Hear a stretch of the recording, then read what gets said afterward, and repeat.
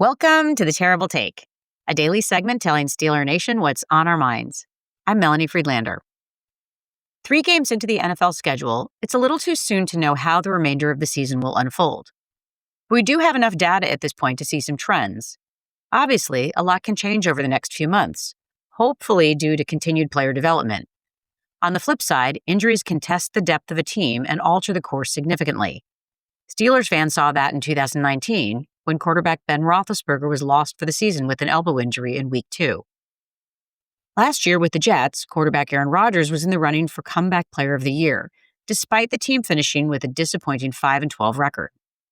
His arrival as the new Steelers quarterback was greeted with both enthusiasm and skepticism. After a Week 1 shootout to beat his old team that saw Rodgers throwing 4 touchdowns, Rodgers seemed like the team's best hope to finally find success in the playoffs. 2 weeks later, and the picture has changed a bit.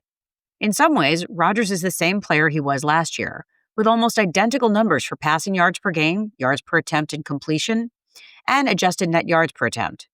He is on pace for 28 touchdowns, the same as 2024. He is also on pace for the same number of sacks as last year, 40. And if the Steelers want to eventually win a playoff game this season, that stat needs to change. All 7 of Rodgers' sacks this season have come when he is under pressure, with only 3 of them coming when the defense blitzes. Rodgers has a completion rate of 78% when the offensive line keeps him clean, and only 27% when he's under pressure. At 41 years old, he can try to scramble, but that only nets him about 3 yards on average.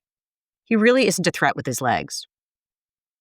While Rodgers has taken blame for these sacks, the O-line shares the responsibility. According to PFF, Rodgers is the cause for only 15% of his pressures. A full third of that lands on left tackle Broderick Jones.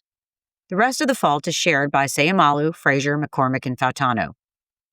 Rodgers brings significant value to the Steelers in experience, his ability to read the defense and make pre-snap adjustments, and an arm that is still pretty darn good. But even with one of the lowest time-to-throw stats at 2.61 seconds, tied for third in the league, Rodgers may not last until the second half of the season if his pass protection doesn't improve. It's still early days, but it doesn't get any easier today. The Steelers' young offensive line will be facing a complex and aggressive Minnesota defense. Here's hoping they pass that test.